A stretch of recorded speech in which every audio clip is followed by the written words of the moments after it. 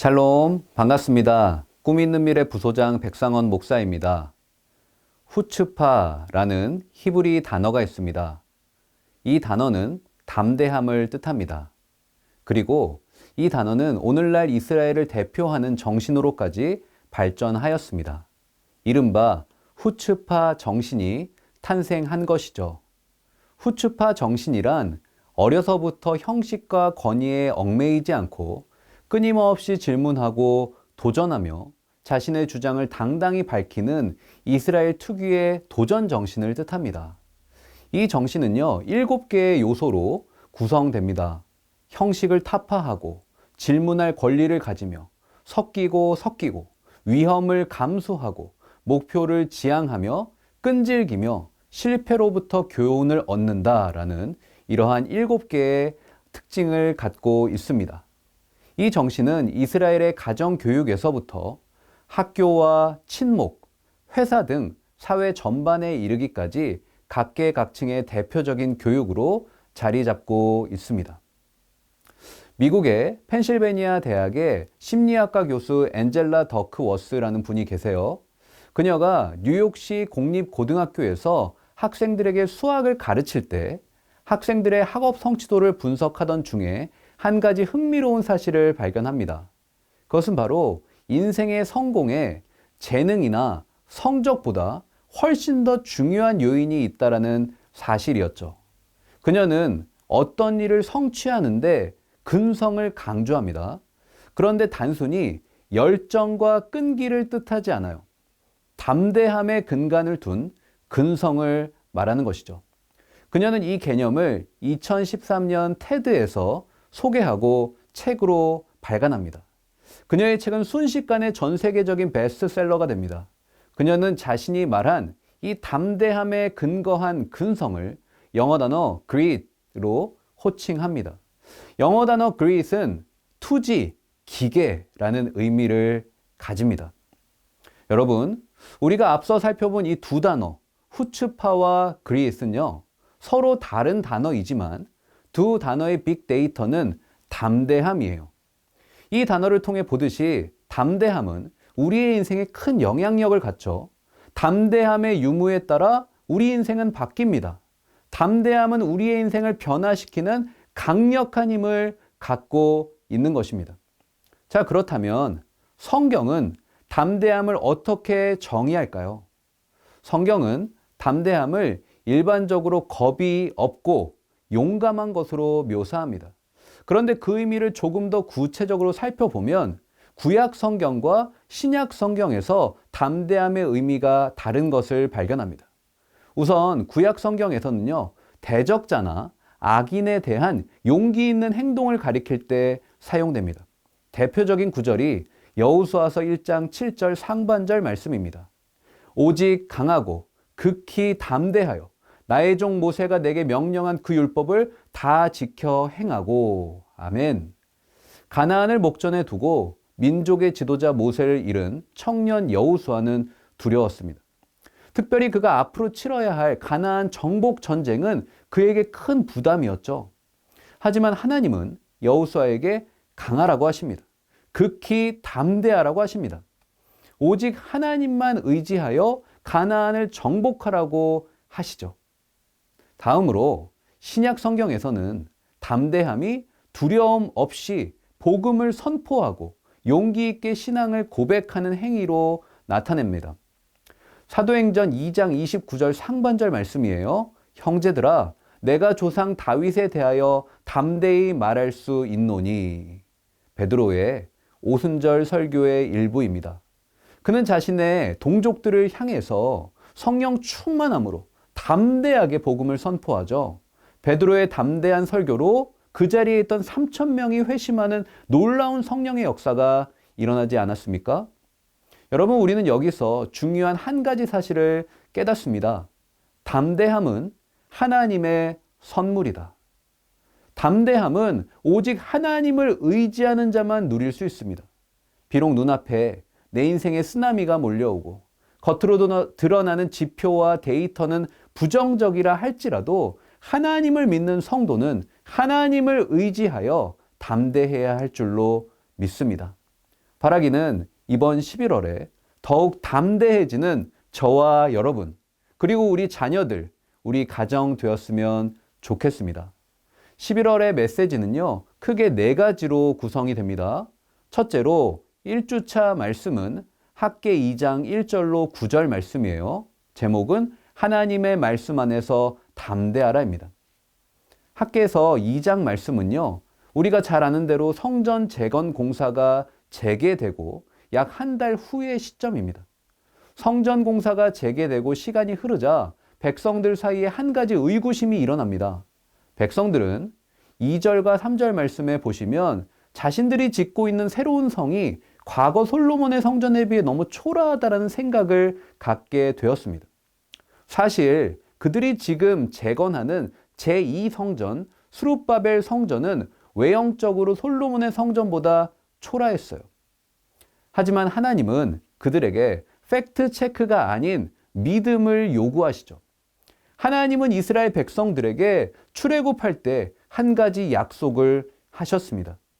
출애굽기 29장 45절 말씀입니다. 내가 이스라엘 자손 중에 거하여 그들의 하나님이 되리니. 아멘.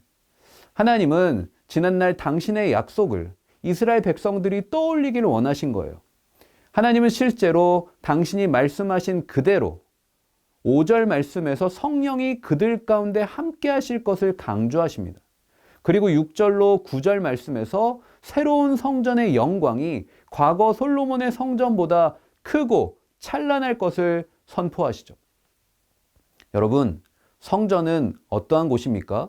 성전은 하늘의 하나님이 이 땅에 거하시는 임재 처소입니다. 성전은 성도들이 하나님을 예배하는 예배 처소예요. 성전은 건물이 아닙니다. 성전에 하나님이 임재하시는 것이 중요합니다. 따라서 이 땅에서 하늘의 영광을 경험하는 하늘의 성이 바로 성전이죠. 영어 단어 sky와 heaven, 이 두 단어는 다 하늘을 뜻합니다. 하지만 sky는 물리적인 하늘을 뜻하고 heaven은 영적인 하늘, 천국을 뜻합니다. 이런 의미에서 저는 성전을 heaven castle이라고 부르고 싶어요. 인간은 자신의 욕망을 이루기 위한 스카이 캐슬을 짓습니다. 하지만 하나님은 저와 여러분의 인생에 천국의 영광이 가득한 헤븐 캐슬을 지기 원하시는 줄로 믿습니다. 2021년의 끝을 향해 달려가는 지금, 여러분의 인생은 무엇을 짓고 계십니까? 혹시 이 자리에 나의 야망으로 가득한 내 인생의 스카이 캐슬을 짓고 있는 분이 계시다면 오늘의 말씀을 통하여서 하나님의 영광이 가득한 헤븐 캐슬, 하나님의 성전을 짓는 인생 되시기를 주님의 이름으로 간절히 축복합니다. 이처럼 우리 인생을 향한 하나님의 계획은 언제나 완전하죠. 하나님의 계획은 항상 실패하지 않습니다. 성경은 하나님의 성공 포트폴리오예요. 하나님께 예상하지 못한 변수는 존재하지 않습니다. 일어날 수 있는 모든 경우의 수가 하나님의 손 안에 있습니다. 왜냐하면 우리 하나님은 전지전능하시기 때문입니다. 그런데 아이러니하게도 이렇게 완전하신 하나님의 약속이 인간의 눈에는 불완전합니다. 성공률 100%를 자랑하는 하나님의 말씀에 인간은 언제나 가슴을 졸입니다. 왜요? 인간은 시공간의 제약을 받는 유한한 존재이기 때문이에요. 오늘이란 시간 속에 갇혀 사는 인간에게 미래에 완성될 하나님의 계획은 언제나 미완성입니다. 눈으로 보기 원하는 인간에게 눈에 보이지 않는 하나님의 계획은 불확실합니다. 그래서 인간은 불확실한 하나님의 약속 안에서 확실한 팩트를 추구하죠. 눈에 보이는 환경에 집중합니다. 손에 잡히는 현상에 집착합니다. 삶의 조건으로 하나님을 판단합니다. 하지만 그러면 그럴수록 우리 영혼은 더욱 불안해질 뿐입니다. 우리 믿는 자의 인생에 변치 않는 사실이 있습니다. 내 인생에 영원한 팩트가 있습니다. 그것은 바로 하나님의 말씀인 줄로 믿으시기를 바랍니다. 영원히 죽을 수밖에 없는 저와 여러분을 사망에서 생명으로 옮기신 예수 그리스도의 복음을 붙들 때 우리는 이 세상에서 흔들리지 않는 것이죠. 하나님의 말씀을 붙들 때 내 영혼은 더 이상 두렵지 않습니다. 바라기는 눈앞의 상황에 흔들리지 말고 하나님의 말씀 안에서 담대히 나아가는 저와 여러분 되었으면 좋겠습니다. 2주차 본문은 스가랴 4장 1절로 14절까지 말씀입니다. 제목은 하나님의 영으로 담대하라. 2절 말씀에 순금 등자는 모세의 장막이나 솔로몬 성전의 기물 가운데 하나인 등대와 모양이 조금은 다릅니다. 1차적으로 당시 재건 중에 있었던 제2성전 스룹바벨 성전을 가리키죠. 그리고 거기서 한 걸음 더 나아가 신약의 교회와 하나님의 나라를 예표합니다. 또한 3절의 두 감람나무는 1차적으로는 하나님의 명령을 행하는 종으로 정치 지도자였던 스룹바벨, 그리고 대제사장이었던 여호수아를 지칭합니다. 그리고 궁극적으로는 만왕의 왕이시오, 하나님과 인간 사이의 완전한 중보자로 대제사장 사역을 수행하실 예수 그리스도의 직분을 상징합니다. 하나님은 성전 건축의 장벽에 가로막힌 스룹바벨에게 한 가지 중요한 메시지를 전하십니다. 그것은 바로 하나님의 일은 인간의 힘이 아닌 오직 성령의 능력으로 감당해야 한다는 사실이죠. 강영우 박사님을 다들 잘 아실 거예요. 그는 시각장애인입니다. 조지 W. 부시 대통령 때 6년 동안 미국 백악관 국가장애위원회 정책 차관보로 차관급 인사로 쓰임 받았습니다. 한국인이고 시각장애인인데 부시 정부의 차관급으로 쓰임 받는 것은 정말 대단한 일이 아닐 수 없습니다. 강 박사님은 자서전에서 이렇게 말씀하세요. 나의 실명은 장애가 아니라 하나님의 도구입니다.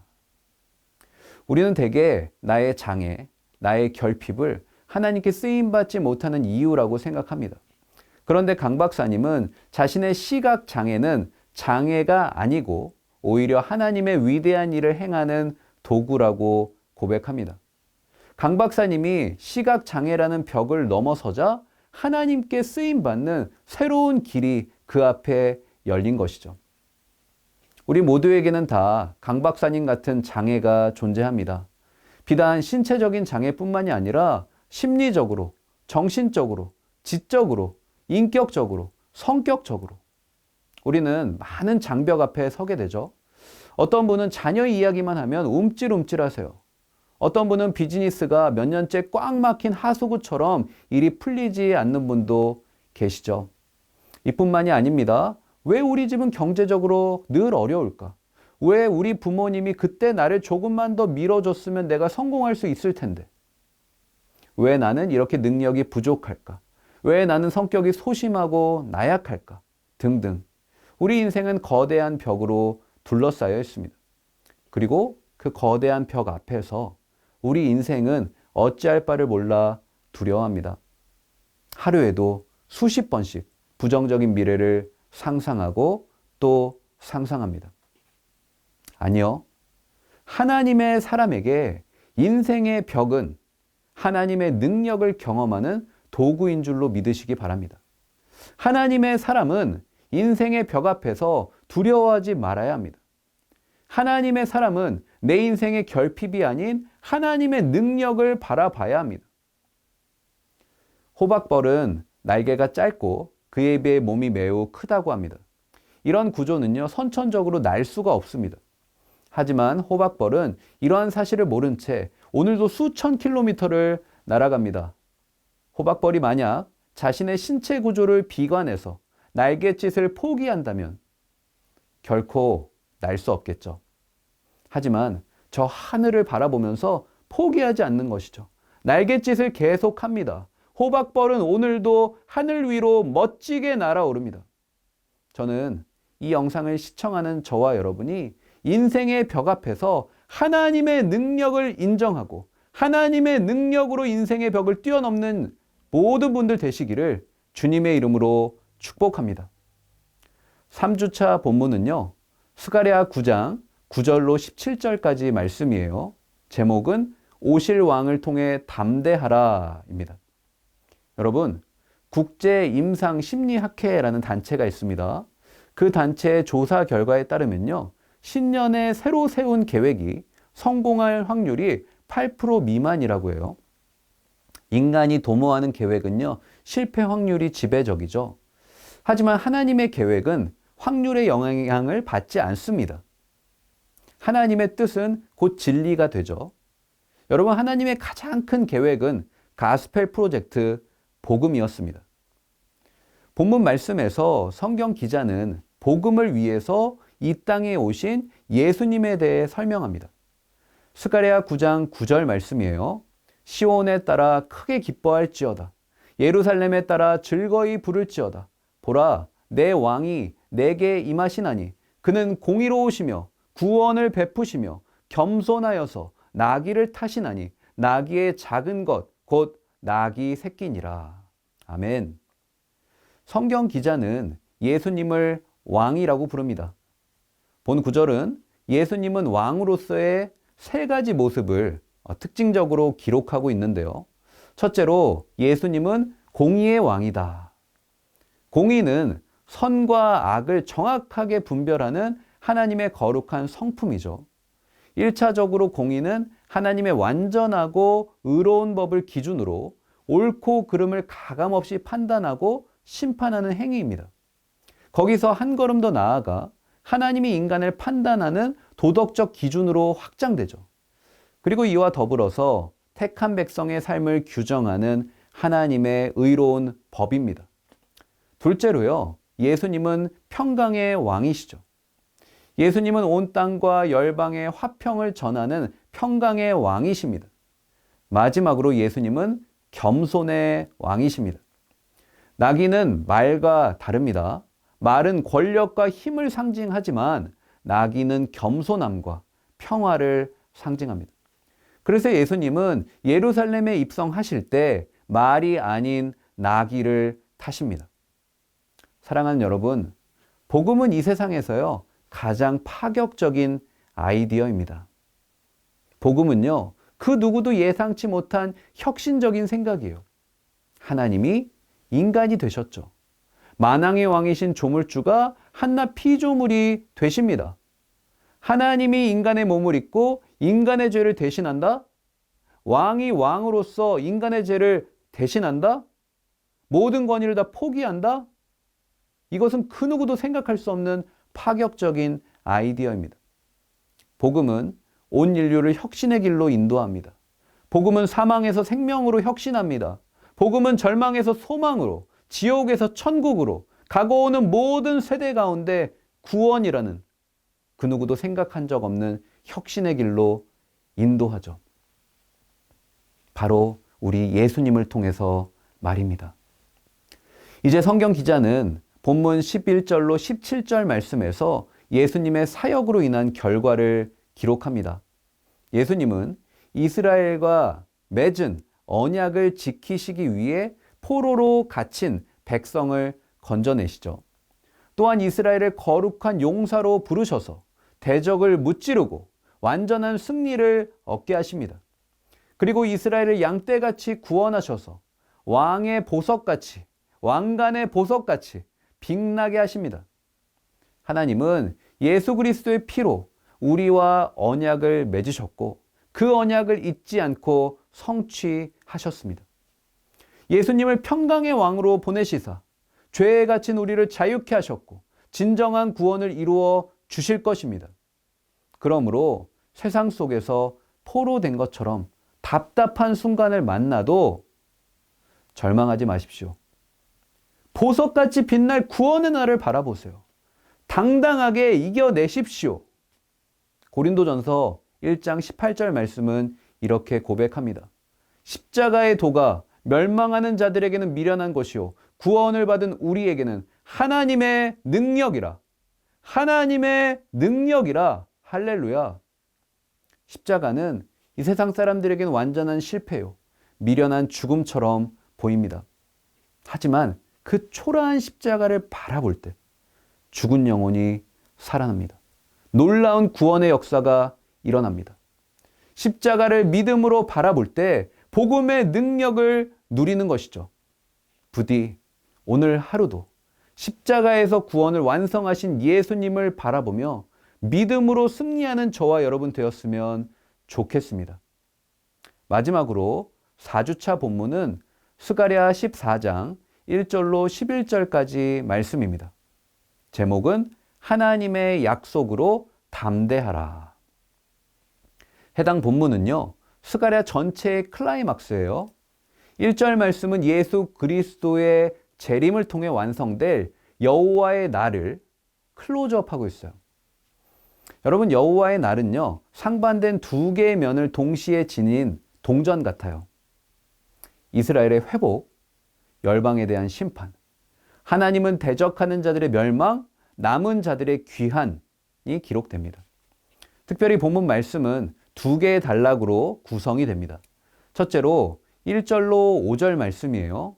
세상에 핍박을 받는 하나님의 백성이 결국 하나님의 능력으로 승리하게 될 것을 강조합니다. 두 번째 단락은 6절로 11절까지 말씀이에요.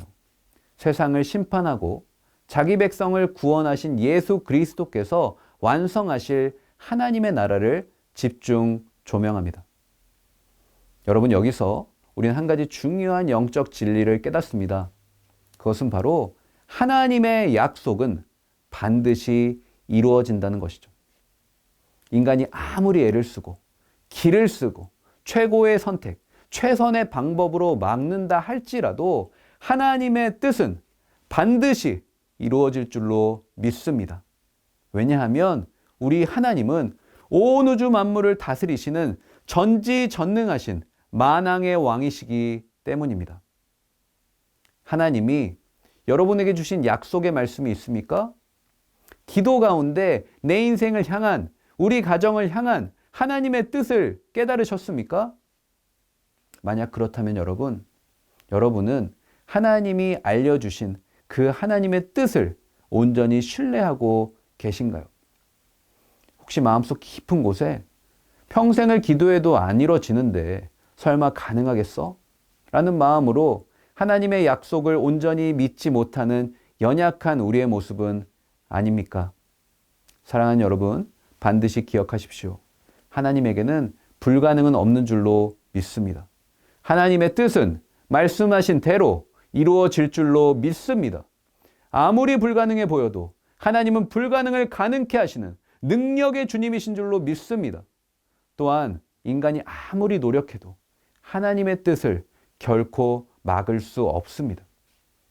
혹시 하나님의 뜻을 거부하고 나의 힘과 능력을 의지하는 분이 계시다면 어서 빨리 주님 앞에 겸손히 무릎 꿇으십시오. 그러할 때 우리는 매 순간 하나님의 약속을 의지하여 담대한 인생이 될 줄로 믿습니다.